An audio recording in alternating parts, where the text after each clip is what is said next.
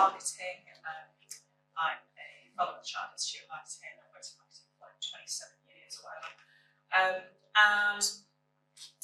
During that time, there's been huge changes that businesses have responded to. So when I started work 27 years ago, you know, there was no internet. We didn't send emails. We did research by going to a library, and you know, it's been this huge transition where, you know, we all use the internet all the time, etc., etc. And then the next big thing that's really impacted business and consumers has actually been COVID, and how that has hugely accelerated digital adoption in the UK. So pre-COVID, we were already seeing this huge trend in the growth of the experience economy, and there was this emphasis on accumulation or creation of memories, rather than sort of buying possessions that you were just going to chuck in the bin. And pre-COVID, 35% of online adults were making video calls, so, you know, just over a third of the population. And the average daily time spent online was about 3.5 hours, which is still fairly horrific in my view. And 96% of households at February 2020 had internet access, which was up from 93 in 2019. So that's sort of continued to grow. And then we kind of went into lockdown. And it was this isn't great. Ofcom's Director of Strategy and Research said, lockdown may leave a lasting digital legacy. The coronavirus has radically changed the way we live, work and communicate online, with millions of people using online video services for the first time. So what I'd quite like you to think about during the course of this little presentation is, as the way we communicate evolves and people broaden their online horizon, what opportunity does it present to your business? And then maybe at the end of your time, we'll have a discussion about what opportunity it presents. So COVID-19 accelerated the shift to a more digital world, and adults are now spending over 4 hours a day online. And 70% of adults are making video calls, which isn't surprising. You know, like, this is the first time I've been to a conference since, I don't know, I can't remember the last conference I went to. And the proportion of adults aged 65 plus, which is really interesting, making one video call a week has increased from 22% in February 2020 to 61% in May 2020, which is huge and has massively been influenced by this. 14% of people have had a remote phone or video appointment with a healthcare practitioner. You know, so, like, my mother, godmother, she's not good with the internet. We don't let her near anything. But when she needed to speak to the doctor during COVID, you know, my sister was there with a mobile phone, going, just talk to the screen, mother, you know. And that is continuing. So a lot of healthcare practices are still doing video consultations. That in itself is actually driving a lot of digital adoption in the more mature categories. Unsurprisingly, 40% of people did more online shopping during lockdown, and that's a trend that's set to continue. And now, 1 in 3 adults watch online video more than traditional TV. So streaming services like Netflix and Apple and Amazon Prime are really starting to take a hold. So if you've got, I don't know, static caravan park, self-catering accommodation, and you've still got a DVD player, then you've got to be thinking, actually, we're a little bit behind the times. So, unless that's what you're going to be disconnected, different thing. More than half online adults now shop online more frequently and rely on the internet for more news, health-related information, and digital entertainment following the pandemic. So you only use the internet for 2 reasons, really: education or entertainment. And it's about working out which category you guys fall into, which is really about entertaining rather than educating in a lot of cases. And seeing if you can capitalise on the opportunity of this shopping online more frequently.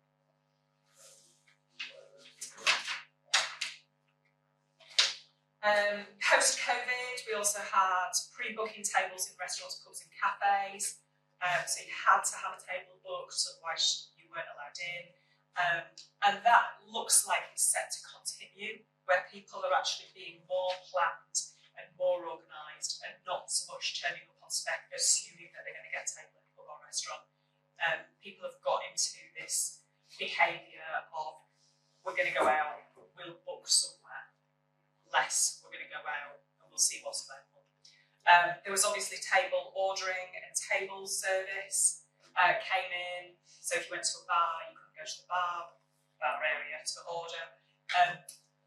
Some pubs and restaurants did really well out of that, and actually their bar take was higher because their staff were managing their ordering in a much more efficient way than people actually having to get up and go to a bar to place an order. So if any of you are running bars or bistros or whatever, it might be that you consider that as part of your offer. Now that we've got customers trained in that way, you know, and a lot of apps came out really quickly, so you could do your ordering on your phone. There's this massive continued growth in the appetite for memories over possessions. Has anybody seen the Expedia ad with Ewan McGregor? No. Yeah. So Expedia have got TV advert running at the moment, traditional TV. It's on Instagram as well. Is it? Yeah. So it talks about, do you need an even thinner TV? So it talks about stuff. Do you need more stuff in your life? And you're more likely to regret the thing. Are you more likely to regret things you've not bought or the places you've not visited? Which I think totally Expedia have really nailed the messaging for this experience over things, which is the way that we're going. Obviously, huge desire to spend time with friends and family that we couldn't do during the past 2.5 years. So is there an opportunity for more group bookings or group experiences, activities? And one of the other key things was that the contactless payment was lifted to £100. That in itself really doesn't seem very exciting. But, I mean, it had been at 30 quid for, I don't know, forever. I don't know how long we've had contactless kind of thing. And then it went to 45, and then all of a sudden it jumped to 100. And it's an evidence of a much wider trust in security and reliability of devices. You know, so you're paying more on your phone and less on your card. The way that we are interacting with technology has changed. Sellers that don't have access to digital payments have been losing out as remote buying prevails. So think about actually, are you set up to take remote payments?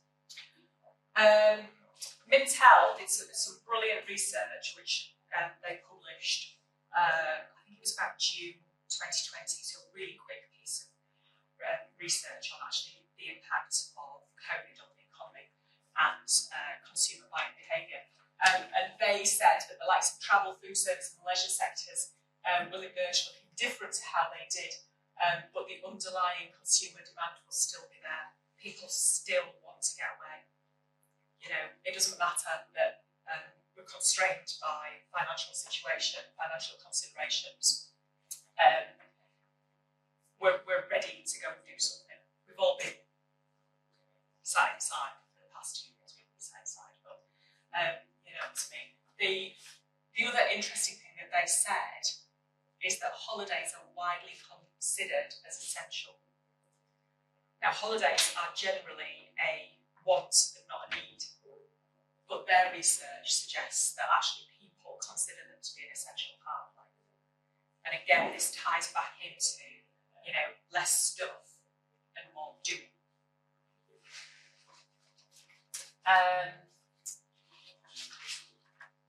They wrapped up by saying that brands that are sufficiently in touch with their customers, new attitudes and behaviours can really benefit. So those of you who have been on my masterclasses previously will know that I bang on an awful lot about understanding your customers, customer motivations, customer behaviours, customer pain points, customer objections.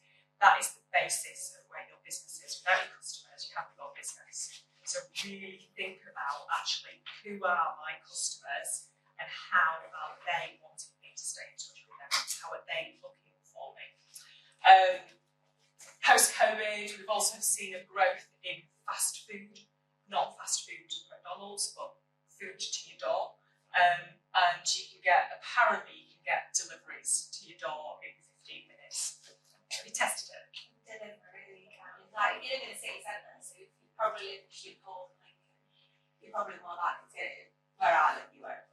No, I can't get 50. So Gorillas is a new company that's popped up sort of post-COVID, and they reckon they'll do your grocery shopping and get it to you in 15 minutes. What, in rural Lincolnshire?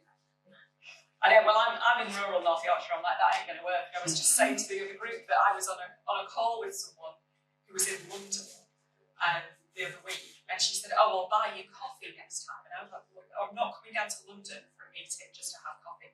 She's like, oh, no, I'll ring somewhere and I'll get coffee to your door, to your office. I was like, I don't think that's going to happen. But that's what's happening. You know, people are sending coffees to people instead of going out. And it's all about that sort of home delivery experience and people wanting stuff instantly. So we've moved from being a bit patient, you know, Amazon Prime, next day delivery, to wanting it within 15 minutes. So if you've got I don't know, accommodation or a museum and people are booking a tour and wanting to come round, is there something that you can tease them with to thank them for their booking so they get something straight away? So you're starting to build the anticipation rather than, right, thanks very much for your booking, see you in 6 weeks' time or 6 months' time. You know, send them a little teaser video. I don't know what that would be. Okay, so COVID-19 apparently loosened the grip that online travel agents hold in the marketplace, and that was mainly driven by the whole refunds situation, and provided an opportunity to reclaim your digital presence as a business. And direct bookings are apparently on the rise. This is out of booking.com report. I've got all the sources. Read them all in great detail later. Google are changing their position in the market of things to do. So Google has made noises about moving into being an online travel agent, but now they're moving more into ticket booking links for attractions and stuff. So they're still going to have the book options for accommodations in listings and online ads, Google My Business and reviews and stuff, but they're going into the market of things to do rather than being yeah.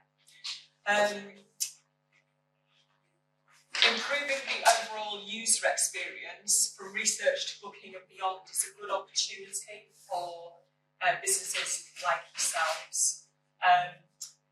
It's something that will really set you apart from the online travel agents.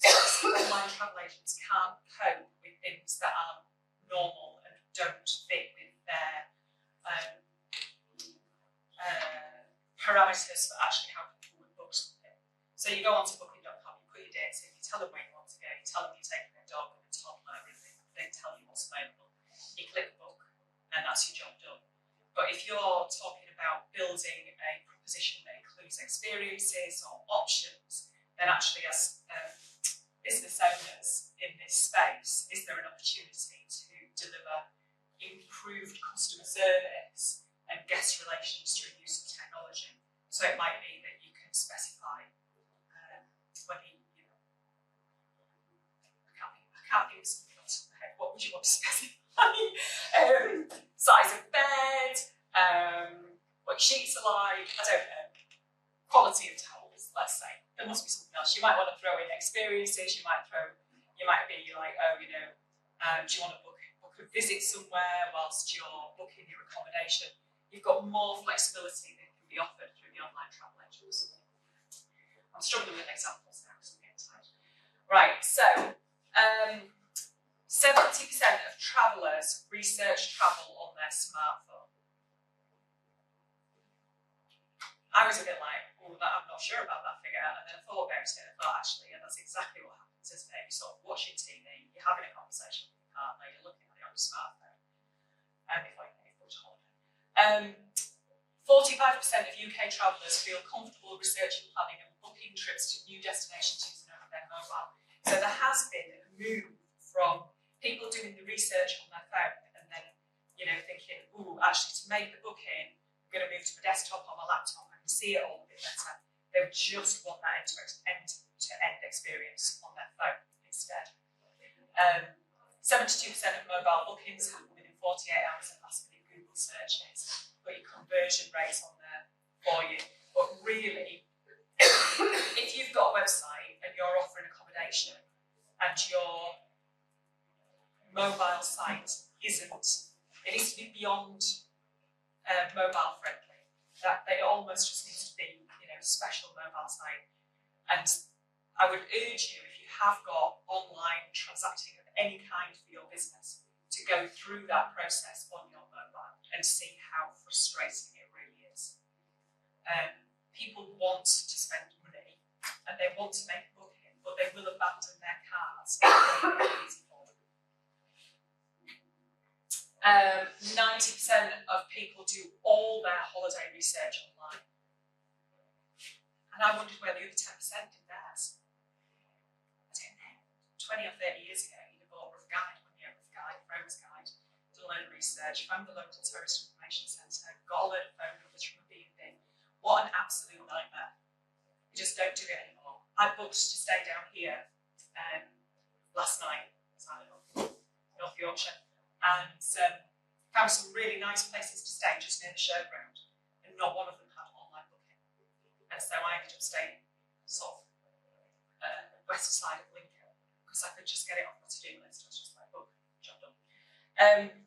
63% prefer to read reviews, view pictures, and book online, all on the same website.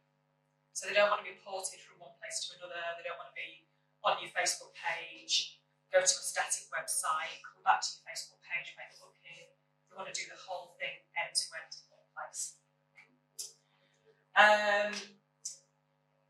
43% of GB travellers state the pandemic has made them want to travel more sustainably in the future, which again might be something that impacts on your business.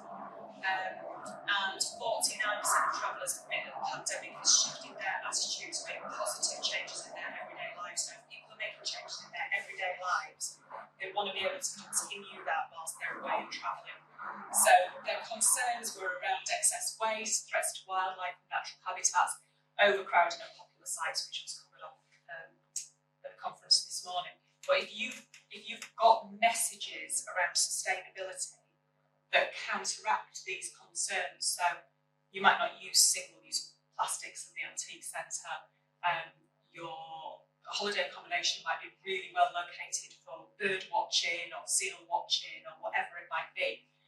Can you make these into positive messages rather than sort of see them as an impact concern?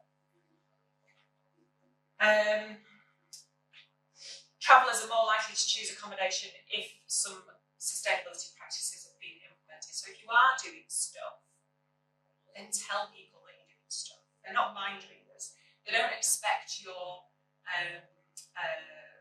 cafe or hotel to be 100% sustainable. They kind of want to be on the journey with you. So tell them what you're doing. Tell them about the small changes you're making. It doesn't have to be solar panels and wind turbines and battery technology. It might be that you just use shampoo bars, bamboo toilet paper. I don't know, but tell people. Travellers want to reduce general waste whilst on trips, and they generally get annoyed if they're staying somewhere that stops them from being sustainable. So make it easy for people to kind of do what they've started to do at home and adopt during COVID. People have more time to think about, I need to sort my recycling, more time to think about the impact on the planet, more time to think about, actually, we're not driving anywhere, doesn't the air smell better?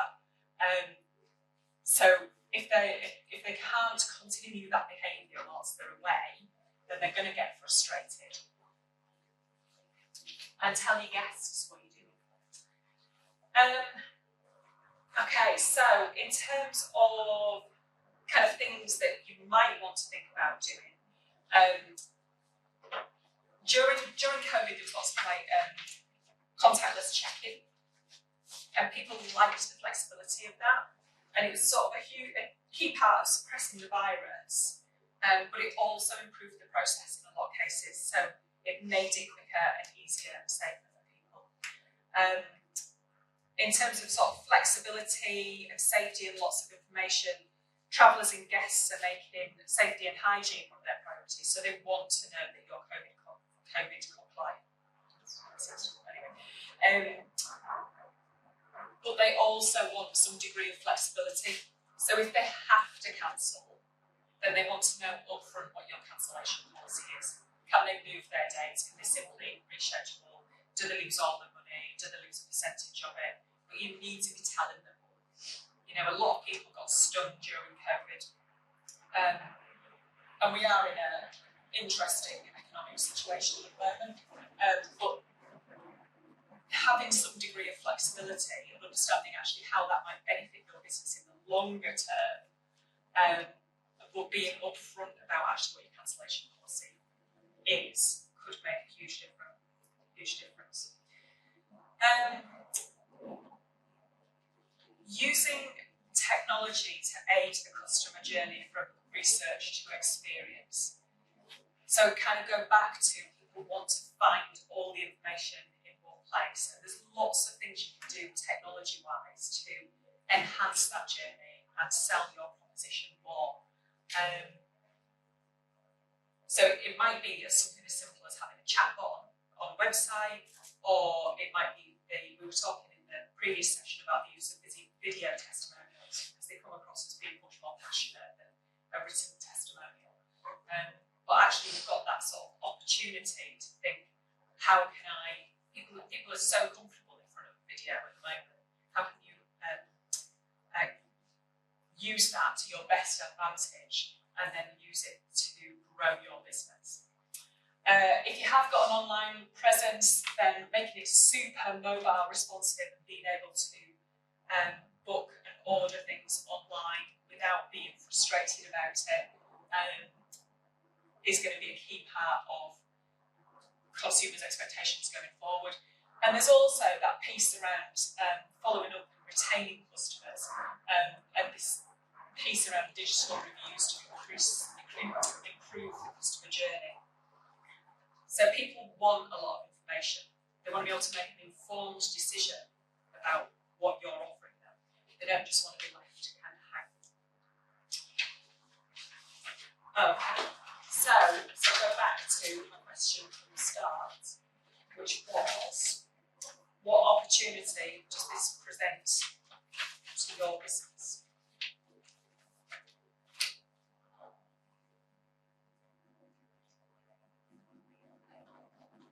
You've got the perfect thing. I was waiting to see if anyone else was going to say anything. Because mine's really obvious. I offer live streaming in light of if everyone struggles over the pandemic. So that's what it's ideal, because it was, and that was why I went into long-term report. That's why I went into what I do, because during the pandemic, people didn't know where to turn to, and some of the people they did turn to, they got a hefty bill for doing something quite simple. That's just what I do now is exactly everything you've covered. The opportunities are there to help people. It's not to replace. No. Never to replace. It's to enhance. And give people now.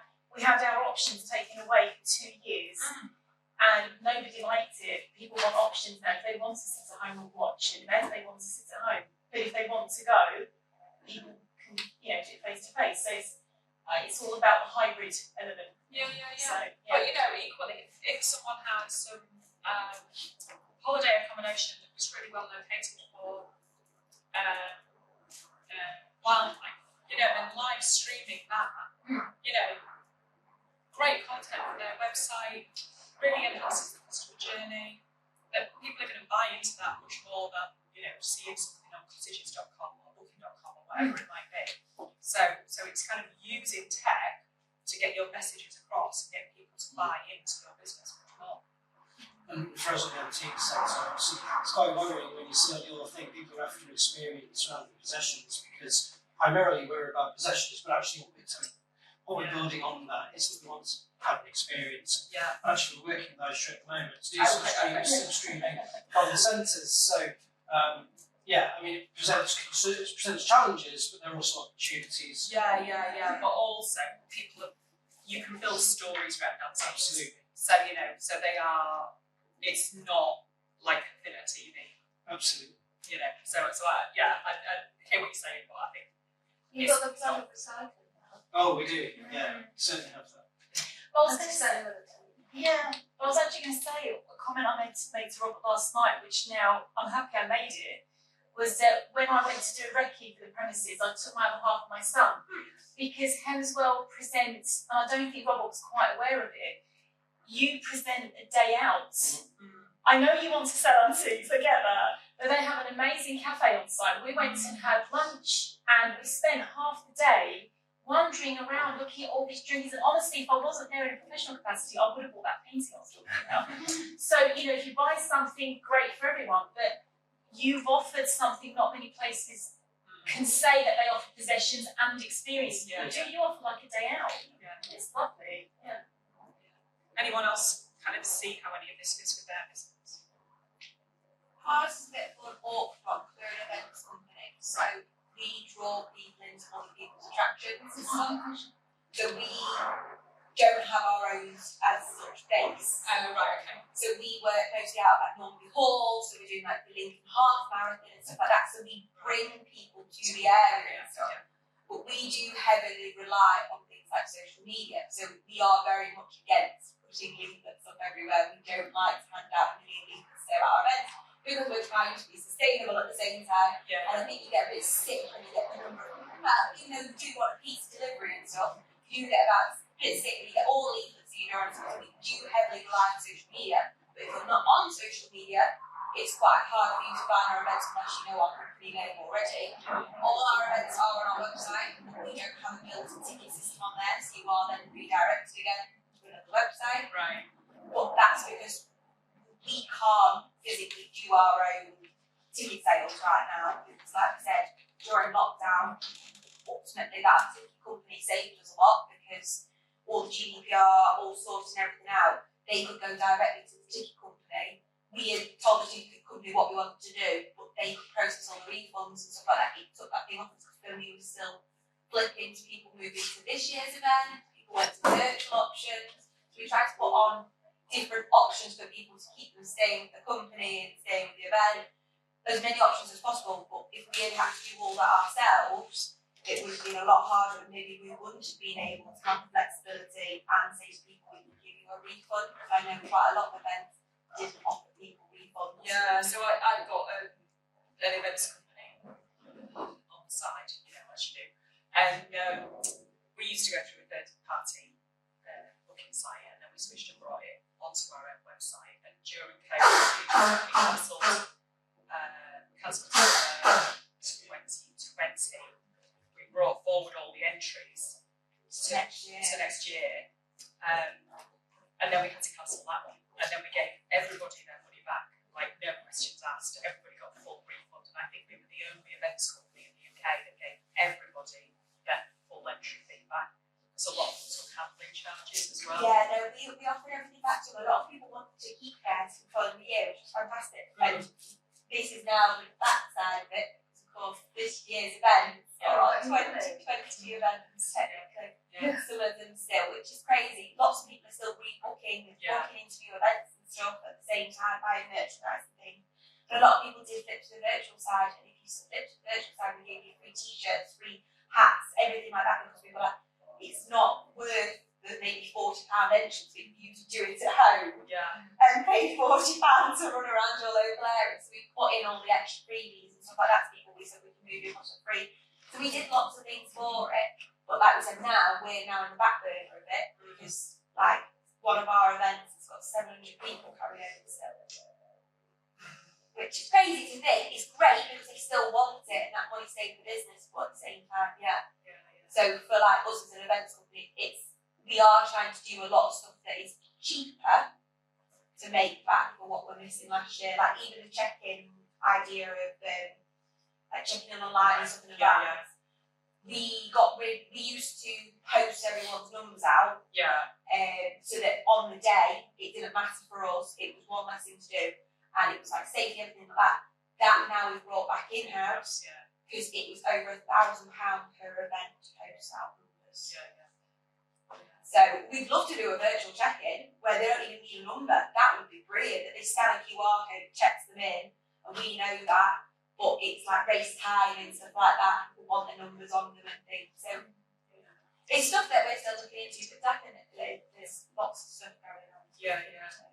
I think there's more stuff being developed as well all the time, isn't there? So it's like the adoption is down there, and I think like with QR codes. QR codes have become a new world. Yeah, totally. So QR codes have been around for ages, and they used to use them a lot in the South.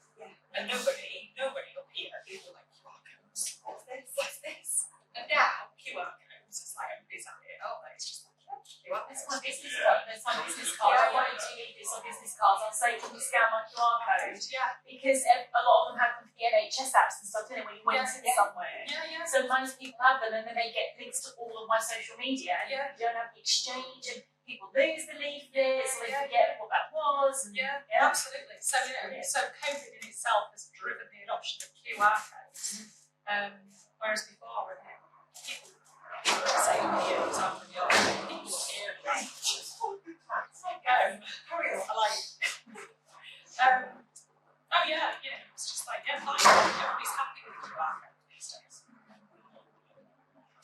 Anybody got anything else? There's an interesting observation in the stats earlier on about the shift to an older age profile using online, and that probably represents quite a big opportunity for a lot of businesses at the moment to think about how they market in perhaps a more simple way tailored to that audience. So I think the thing with sort of more mature market being online is you have to think about what motivated them to go online in the first place. So there has been growth in the over 60s or the likes of Facebook. Doesn't mean they want to engage with brands. It means they want to stay in touch with their brand history and code. There's a difference. Are they going to start following the antique centre? A percentage of them might. A larger percentage of them probably won't, because that's not what they've engaged for. But what they might start doing is looking store. Facebook is over 50s, Instagram is 20s to 40s, TikTok is teenagers. I think that's changing a lot though, TikTok. Yes, Quite a lot of businesses now are really because of the younger generation. But the point is, if you're a Nike or yes, but something like Kendall Antique Centre, no, TikTok is not. Oh no, I think it's No, great. honestly, this is how I find stuff in my local area now because of TikTok. It is It's crazy. You'd be actually quite shocked. I mean, to be honest, on my normal days pick, I would not go. But if I saw like a video on TikTok, it brings the interest back to people and think, this is up the road, like what have they got? I can spend hours on one random business on TikTok for videos that they've got on, just showing you around and stuff like that. It's not good for me to sit on it all day long. But you do. But that comes back to that sort of instant gratification thing. People want to know, and it might be, TikTok might not be the way to go, but having video on Instagram, if you feel that might be the bridge between the two, might be more of the way to go. Instagram video is more, TikTok is more random. Whereas Instagram is more searchable as time. TikTok's algorithms adapt to you though. So what you look at, it reads absolutely. TikTok's brilliant at that, and it will then the suggestions. I love the suggestions it makes. Everything I watch on TikTok is what I want to see. I've rarely watched one and thought, why is it giving me this? But don't you think that's a bit disturbing that you've only been presented with things that it knows you're going to be interested in? I don't mind it all the time. Scroll the videos come up sometimes and I think, what an Because eventually we're going to get to the point where you only get suggested things that they know you're going to watch on Netflix. You only get suggested stuff that they know you're going to like on Facebook. it's going to be too controlling, and people are going to have such a narrow view of the world because you're not exposed to, you know, like all the adverts you would have seen in a magazine 20 years ago or whatever, not too young. You know, so you're not necessarily having your eyes open to other opportunities. So I think, from a marketeer's point of view, it's brilliant because you can know your target audience, but from a consumer point of view, I find it a little bit too constraining. It's too, you know, it's too, yeah, they know too much. I just think I like that because I haven't got the time to sit through stuff that doesn't. What about the opportunities you're missing? But that's up to me to, and that's why I make sure I stay across all platforms so that I don't just have one of them controlling it. So I do agree. Yeah. But I do also, where people really complain about cookies, and I'll say, well, so would you rather see an advert for something completely irrelevant to you, waste your time, or it reads you and says, she's been looking at desks for her office, I've got some great desks I'm going to show her, and you think, love this, buy it. Yeah, that is, I like it. I like that. At the same time, I think it is a bit narrow. Okay. Anyone got anything else? No? Thanks very much for coming along. Thank you.